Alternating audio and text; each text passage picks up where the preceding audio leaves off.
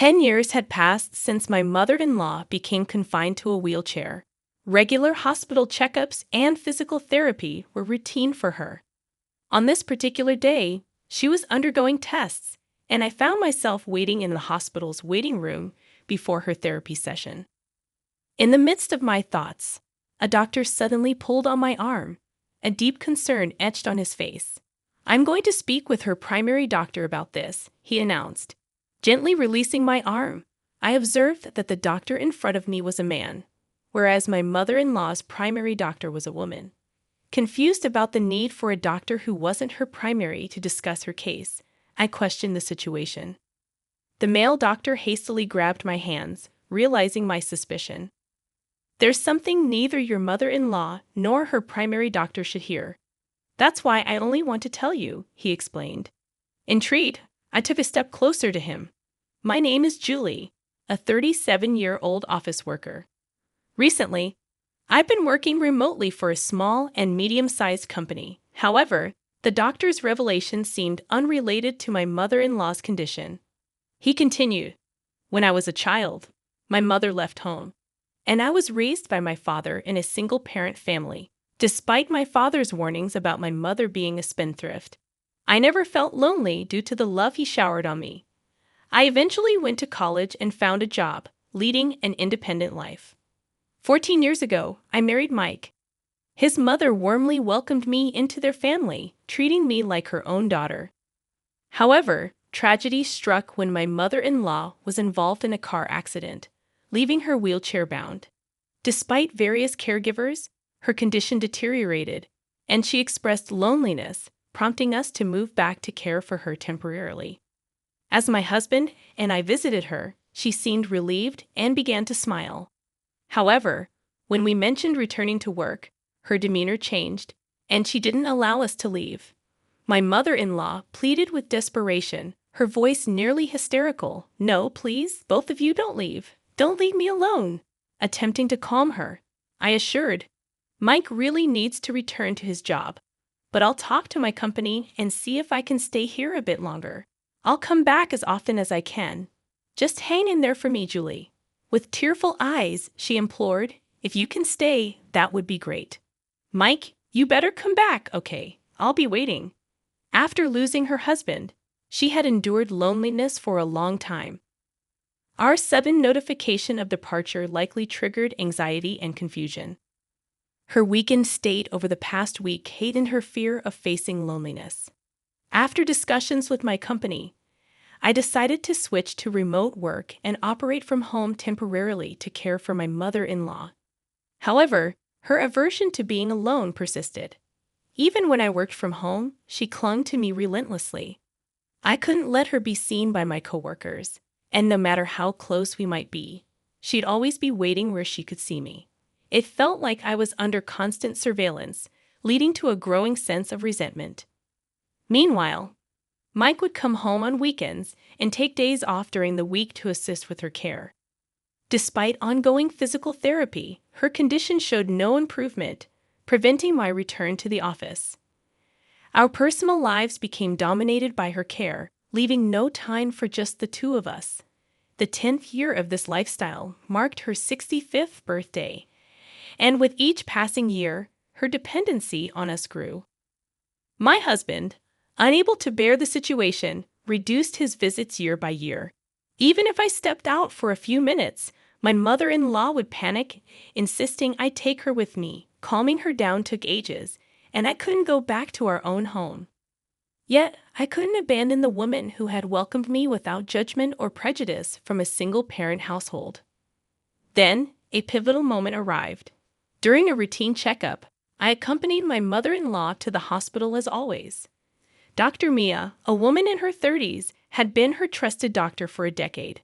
When my mother-in-law went into the examination room, a young male doctor named Ryan approached me. Startled, he said, "Excuse me, you're Sally's daughter, right?" Sally was my mother-in-law's first name. Ryan explained that he recently joined the hospital and worked in the same department as Dr. Mia. Intrigued, I replied, "Yes, I'm her daughter-in-law. What's going on?" Ryan apologized for the sudden approach and requested a moment to discuss something about my mother-in-law. Curious, I agreed, realizing her appointment probably wasn't over yet. Agreeing to Dr. Ryan's request, he led me to a small private consultation room not far from the examination area. Motioning for me to sit, he took a seat across a small desk, fixing his gaze directly into my eyes. "You're currently living with Sally to take care of her, right?" Dr. Ryan inquired. "Oh yes, that's correct," I replied. I explained that for the past decade, I had been working from my mother-in-law's home while tending to her needs. The increased dependency had left me with little personal time, causing my husband to avoid coming home. Listening intently, Dr. Ryan nodded. I found myself expressing all the frustrations that had built up. Apologizing for the venting, I remarked, "I'm sorry for going on like this." Dr. Ryan reassured, "It's completely all right. Anyway, 10 years, that's quite a commitment." His face turned thoughtful, and then he looked at me with a serious expression. However, before his words could reach me, a scream from my mother-in-law pierced the air. Both Dr. Ryan and I rushed to the examination room, only to witness an unthinkable scene that left me speechless. Dr. Ryan urged, "You should leave that house as soon as possible. Get away from your mother-in-law." Suppressing my anger, I nodded, and without heading to my mother-in-law, I went straight to the police. Despite skepticism, they promised to investigate. I hastily packed my belongings from the house, the disturbing image from the hospital replaying in my mind. An hour later, while still packing, I explained everything to my husband over a call. Numerous calls and messages from my mother-in-law flooded my phone, but I continued to ignore them. In the evening, my husband and the police arrived, and that's when I finally answered a call from my mother-in-law. Angrily, she demanded to know why I had left her behind. With a firm attitude, I informed her, "I realized I don't need to live with you anymore. I'm going back to the house where my husband is." Indignant, my mother-in-law ranted and raved. With a sigh, I responded, "Why don't you just walk back home from the hospital? After all, your legs are fine, so you don't need a wheelchair or care, right?" As I continued explaining, my mother-in-law let out a short scream, conveying her extreme upset. I could vividly imagine her emotional turmoil as I disclosed the revelations I had discovered. I shared with her the unsettling information that Dr. Ryan had conveyed and the first-hand experience of witnessing an unexpected turn of events. Dr. Ryan had revealed that recent tests showed no physical issues with the muscles or nerves in her body. Instead, he speculated that her belief in her inability to walk might be psychological. The power of such beliefs could be formidable, and Dr. Ryan considered both physical and psychological care for her legs. In his efforts to include me as a family member in the care plan, he had called me over. However, it turned out that my presence wasn't necessary. During our conversation, a scream echoed from the examination room, my mother-in-law's. Dr. Ryan and I hurriedly went to check the room, finding her gesturing as if swatting away an insect. To our surprise, it was a false alarm. She had mistaken dust for a bug. In a surreal moment, she picked up the motionless dust and walked to the trash can, revealing that she could walk without the need for a wheelchair or cane, moving with astonishing ease. Dr. Ryan pushed me to the corner of the hallway, and we observed silently as my mother-in-law, seemingly unaware of our presence, calmly returned to her wheelchair. Dr. Mia entered the room, exchanged an envelope with my mother-in-law, and, acting nonchalantly, pushed her wheelchair toward the physical therapy facility. Stunned by the unfolding events, I stood frozen until Dr. Ryan gently shook me out of my daze. He had advised me to leave my mother-in-law's house immediately, and I hurriedly packed, desperate to escape this surreal revelation. Throughout my narrative, my mother-in-law remained silent. Finally, with an audible sigh over the phone, she began to speak, perhaps realizing she couldn't evade the truth any longer. Acknowledging the car accident that initially left her wheelchair-bound, she admitted that thanks to treatments, she could walk with the aid of a cane about 5 years after the incident. Listening in disbelief over the speaker, my husband and I were stunned. What puzzled us most was the purpose of the 12 years we had spent caring for her. She expressed her fear that once we discovered she could walk, we would leave her side. Tearfully, she admitted, "Julie, Mike, I couldn't bear that thought. I feared losing you both, and that's why I kept up the pretense. I truly love you like my own daughter." My mother-in-law had often expressed her loneliness after Mike moved out and my husband passed away. Despite her repeated pleas, our hearts remained unmoved. While we understood her feelings, we believed the way she went about it was wrong. Apologizing, we explained, "We can't be by your side any longer.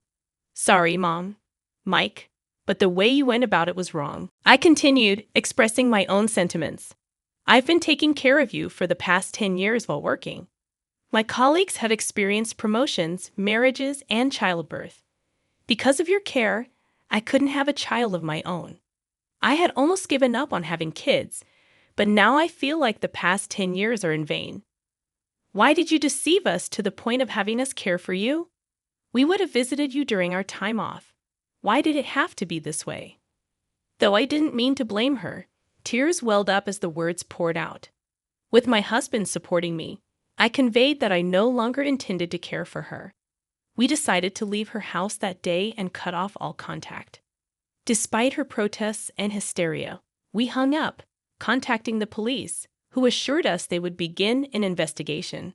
2 months later, while at a hospital with my husband, Dr. Mia, my mother-in-law's supposed doctor, rushed over to us. We remembered her with fuller cheeks, but now she looked gaunt and fatigued. Curious about her presence, we reluctantly listened as she approached with a desperate look. Dr. Mia revealed that she knew all along that my mother-in-law's leg was healed. She had accepted money to provide a false disability diagnosis. The money was in the envelope she received from my mother-in-law that day. Due to a recent complaint by Dr. Ryan, the hospital discovered her forgery and fired her immediately. Furthermore, she faced potential arrest for fabricating medical records, and her medical license was likely to be revoked. Incredibly, Dr. Mia insisted that the money wasn't an appreciation gift from my mother-in-law, but hush money from my husband and me. She alleged that we plotted to scam disability pension by making my mother-in-law disabled. However, there was no evidence to support these claims. It was shocking to realize that Dr. Mia, facing legal trouble, had shifted the blame onto us. In disbelief, I responded, "What are you talking about? We haven't done anything like that." Dr. Mia persisted, claiming it was the truth. "I'm going to tell the police everything," Dr. Mia shouted, her eyes red with rage, making us turn pale. While her claims lacked evidence, proving our innocence would be challenging, and the mere thought terrified us. My husband and I were on the verge of tears when a woman approached us, standing between Dr. Mia and us, shielding us from her wrath. Aren't you the head doctor here? I urgently need to talk to you," she said. Upon seeing the woman, Dr. Mia turned deathly pale, quickly putting on a forced smile and approaching her with flattery. The woman glaring at Dr. Mia was the head doctor of the hospital, and she was Yvonne, my mother. Yes, my mother, from whom I was separated as a child due to her divorce, was now a doctor and held a prominent position in a major university hospital. She was one of the people advocating for revoking Dr. Mia's medical license upon learning about her misdeeds. "Oh, you're related. In that case, could you please just hear me out?" Dr. Mia begged, trying to invoke my mother's sympathy. However, my mother shook her head, stating, "Don't mess with me. You and Sally have been deceiving the hospital and the authorities for 10 years, keeping my daughters confined at home.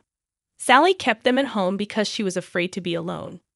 You, on the other hand, funded your debts from your nightlife with Sally's disability benefits. You frauds need to face appropriate punishment and make amends." Dr. Mia's plea was abruptly dismissed, and realizing there was nothing she could do, she slumped to the ground in despair.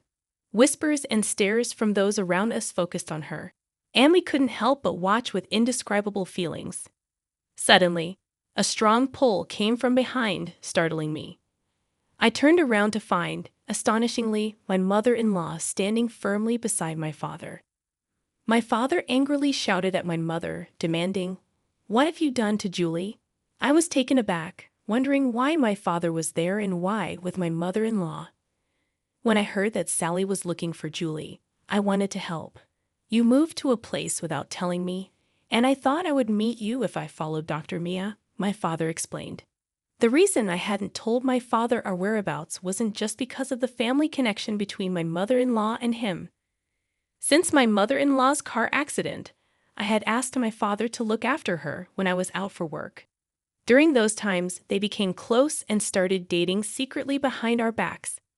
I had found out about this last year, suspecting their relationship when I saw them talking closely at my in-laws' house. "Give Julie back. I won't let you take her away," my father yelled at my mother, an intensity I'd never seen before. Brushing off his grip, I shouted, "Stop it. I know all the stories you told me about Mom are lies." My father's face went pale at my revelation. Since the divorce, he had been feeding me lies about my mother to ensure I didn't want to meet her. The stories about her treating him like a slave or leaving him for a younger man were all false. My mother, an accomplished doctor, always had a busy schedule, and my father knew this when they married. However, after I started daycare, his attitude shifted drastically. Blaming her for our lack of family vacations, he decided to divorce her, claiming she wasn't a good mother. On my 4th birthday, my father suddenly took me and left home. In reality, it was him who left, not my mother. Following the divorce settlement, even though my mother had a decent income, she couldn't guarantee time for raising me. My father was nominated to live with me. However, my mother had been sending a substantial amount in child support every month. I didn't know this until I met my mother. Even after becoming a single parent, my father ensured I didn't want to see my mother by portraying her in a negative light with false stories. It seemed that my mother wanted to see me, but most of the time, she was overseas for training or research. She kept sending me letters from overseas that my father kept refusing, hiding the letters. There were times when it seemed they might meet, but something always came up. Either my mother got an emergency call at the hospital, or my father would come up with an excuse to cancel at the last minute. I had been told since I was young that my mother couldn't be reached, or that no one knew where she was. It turned out that was a lie. The reason my father could afford to travel once every 2 months and pay for my high school and college tuition was thanks to the child support money from my mother. Our comfortable life was all thanks to her. So the story of my father working late nights was also a sham to make it seem like he was struggling with parenting. He'd work a regular 9-to-5 job, then spend nights somewhere, coming home only in the early morning. When my father yelled, "Where's your proof?" my mother calmly showed him a mobile bank app, saying, "This is how much I've transferred to you over the years for Julie, and your company unusually has strict policies against second jobs, so it was impossible. I can confirm with them if you'd like." My father crumbled, and my mother-in-law tried to comfort him. Seeing my father like this made me realize that I had been lied to my entire life. While the truth was shocking, I felt more anger than anything else. I said coldly, "Thanks for everything, Dad, but it's time to say goodbye." Saying that, my father clung to me, and my mother-in-law said, "Julie, your dad did everything he thought was best for you." No, he did it for himself. He lied about struggling as a single parent, using the money from my mom. And you lied to my husband and me, trying to bind us to your home. Both of you are a perfect match for your lies. Please stay away from us. With no excuses left, my father and my mother-in-law were speechless. Ignoring their stunned faces, we left the hospital with my mother. Later, Dr. Mia was arrested and lost her medical license.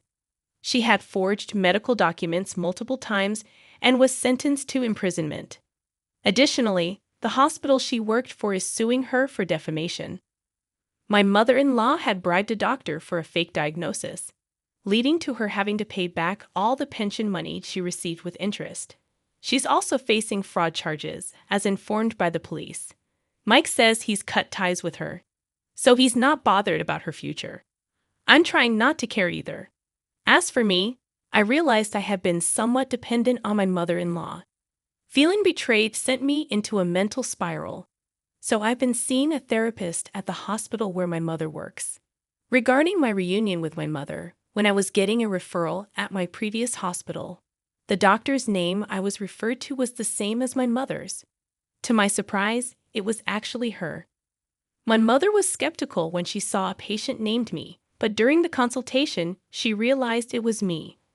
Our reunion can only be described as miraculous. I can't be treated by my mother due to hospital rules, but she supports me from behind the scenes. I've been back to my job at the office while still attending therapy. When visiting Dr. Ryan, who informed me of the truth about my mother-in-law, I heard that he and my husband were old high school buddies. We now often hang out with Ryan visiting our place, and everything feels like old times. It may be hard for me to forget how I was tied up by my mother-in-law and my father. But my husband, my mother, and Dr. Ryan always encourage me to take things easy and do what I want.